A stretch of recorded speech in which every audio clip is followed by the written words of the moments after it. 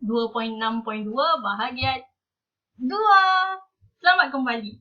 Kita bertemu lagi dalam bahagian kedua untuk 2.6.2 iaitu untuk menjelaskan kepentingan reka bentuk makanan. Sebelum tu, mesti siapa yang pernah tengok video-video cikgu sebelum ni mesti heran. Cikgu, tudung lain, pemandangan pun lain. Cikgu dah balik KL. 11 minggu cikgu dekat kampung, sekarang cikgu dah ada di KL. Alright. Jom kita masuk bahagian 2. Baik, sekali lagi cikgu mengingatkan objektif pembelajaran masih lagi sama, 2.6.2, menjelaskan kepentingan reka bentuk makanan, rujuk buku teks muka surat 148 dan 149. Kriteria kejayaan hari ini spesial satu sahaja, iaitu untuk menyenaraikan 6 kepentingan reka bentuk makanan. Tadi awak dah salin ke 6 reka bentuk makanan ni, ke 6 kepentingan reka bentuk makanan ni. Tetapi salin dan hafal sahaja tak guna juga, dik. Kena faham dulu apa benda yang awak salin tu. Kena faham dulu apa yang awak hafal tu. Barulah namanya belajar.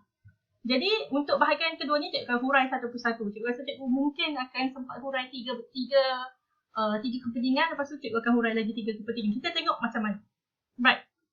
Ini ke-6 kepentingan. Cikgu akan masuk untuk huraian kepentingan yang pertama iaitu reka bentuk makanan memberikan kebebasan memilih kepada pengguna. Baik. Awak telah mengetahui dua kata kunci penting berkaitan dengan reka bentuk makanan ni ialah aktiviti merealisasikan idea kepada bentuk makanan. Maksudnya awak menghasilkan bentuk makanan yang melibatkan inovasi dan kreativiti. Okay, maksudnya dalam satu makanan boleh dihasilkan pelbagai jenis, pelbagai rupa, pelbagai rasa, pelbagai cara. Kerana melibatkan inovasi dan juga kreativiti. Dan ada 3 faktor yang mempengaruhi evolusi dalam reka bentuk makanan ni. Ada 3 faktor yang mempengaruhi evolusi dalam reka bentuk makanan. Faktor yang pertama ialah cita rasa. Faktor yang kedua adalah gaya hidup. Dan faktor yang ketiga ialah pendapatan. Disebabkan ketiga-tiga faktor inilah makanan yang ada sekarang mengalami evolusi, mengalami inovasi dan diubah bentuknya untuk memenuhi cita rasa, gaya hidup dan juga pendapatan.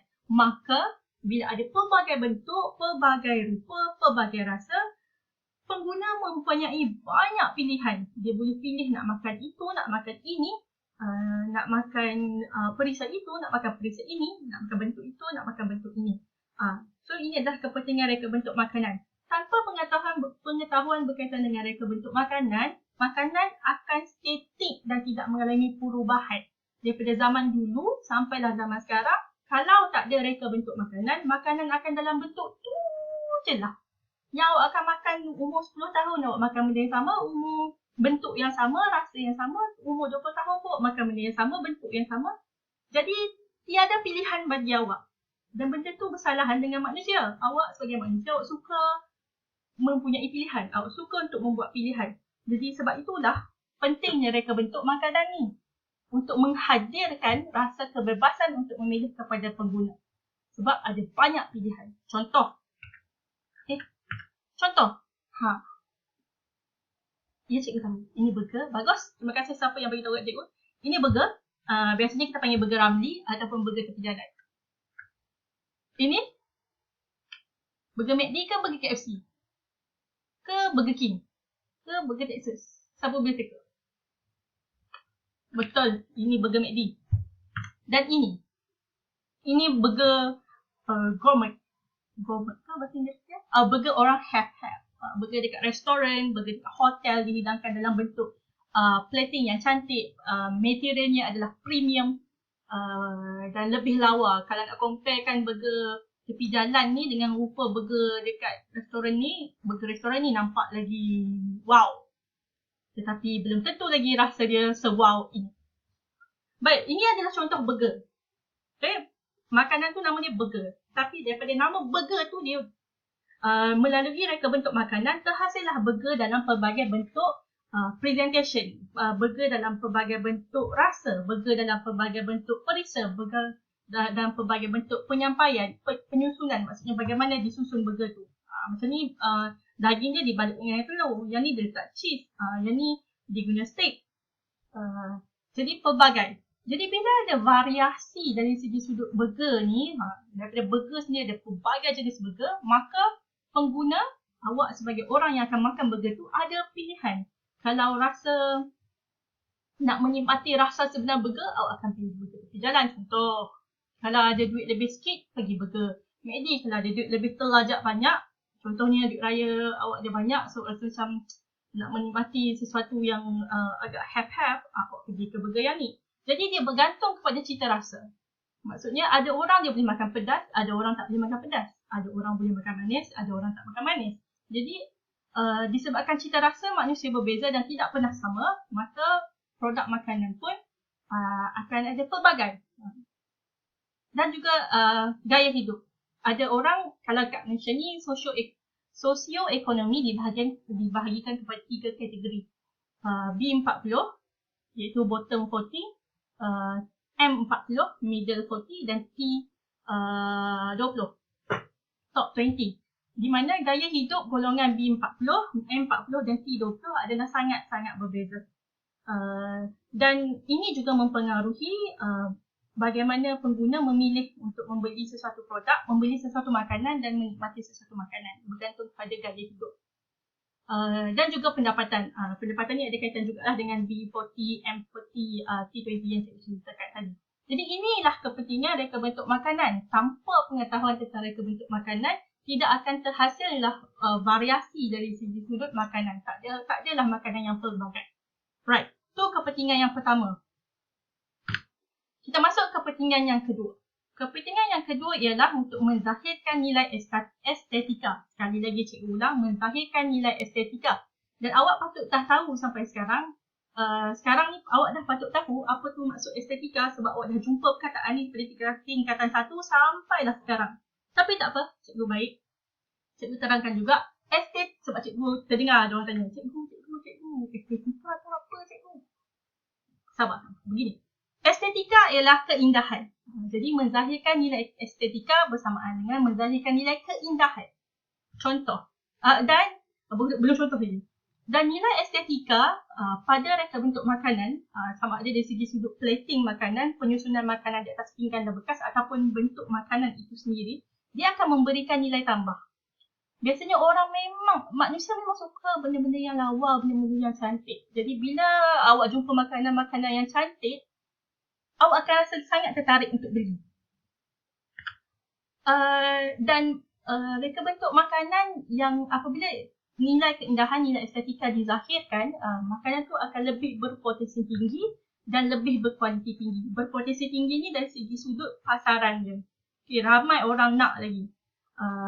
Dan apabila dihasilkan dengan cantik, biasanya bila cantik ni orang buat dengan elok-elok lah, maka kualiti dia pun lebih tinggi berbanding dengan makanan yang dihasilkan dalam bentuk yang kurang cantik dan secara kurang cantik lah, tak jumpa lah perkataan tu. Okay. Ini contoh. Antara contoh reka bentuk makanan ataupun makanan yang sering dihasilkan dengan menitik beratkan nilai estetika adalah kek. Terutamanya kek kahwin. Boleh teka tak? Ni kek kahwin siapa? Artis mana yang guna kek kahwin ni? Cikgu tak dengar jawapan? Salah jawapan awak. Jawapan dia adalah ini kek kahwin Kak Lina Pom-Pom, Eli Mazlin dengan cikgu geografi tu. Ini contoh kek kahwin. Nampak tak betapa indahnya, betapa cantiknya kek kahwin ni. Siap ada air terjun lagi kat dalam ni. Sumber gambarnya dah daripada Google. Maka kek kahwin ni bila dihasilkan dengan cantik, dengan penuh keindahan, sekaligus memberikan nilai tambah. Sebab bila orang tengok tu, awak terus macam wow, tertarik. Kemudiannya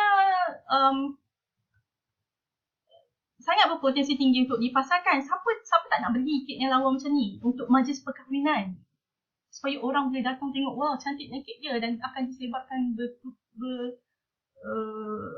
bergenerasi tentang kecantikan kek tersebut. Contoh kedua, kalau yang ni kek letak atas meja, ni kek tergantung. Kek ni pun lawa juga, kek bentuk chandelier. Kek bentuk lampu jurai-jurai yang tergantung tu. Ni kek kahwin artis mana? Cuba tiga. Betul. Ni kek kahwin Zahirah Mackison dengan Aiman Hakim Reza. Bentuk dia, sumber gambar Google. Bentuk dia bentuk kek yang tergantung, yang setakat ni di kat Malaysia mungkin ni lah kali pertama kita jumpa kek kahwinan yang secara tergantung ni. Biasa orang potong kek macam ni, tapi kalau kek macam ni, potong kek dia macam ni. Unik kan? Maka sekaligus bila awak melibatkan kreativiti dan inovasi dalam penghasilan makanan, maka secara tak langsung dia telah menzahirkan nilai estetika, nilai keindahan. Tanpa kreativiti takkan muncullah nilai keindahan tu. Contoh yang lain, ni kek sumber Google, tak tahu kek apa, tapi bagi cikgu kek ni sangat lawa, sangat cantik, bunga-bunga sakura, nampak sweet, simple macam tu tapi boom. Dan ini juga, ni antara kek tradisional, kek lapis Sarawak, sumber gambar Google lagi. Kek lapis Sarawak juga merupakan makanan yang mengaplikasikan reka bentuk makanan.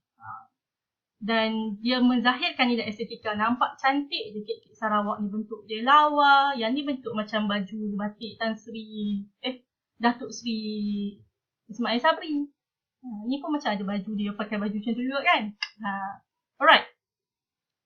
Selesai dua kepentingan. Dan kepentingan, cikgu akan terangkan kepentingan ketiga, melindungi etika sosial dekat video bahagian 3. Sebab ni pun dah 11 minit. So cikgu akan sambung, kita akan berjumpa lagi dekat bahagian ketiga, video bahagian ketiga, untuk cikgu huraikan baki kepentingan reka bentuk makanan yang belum sempat cikgu huraikan lagi. Okay? Jumpa dekat bahagian 3.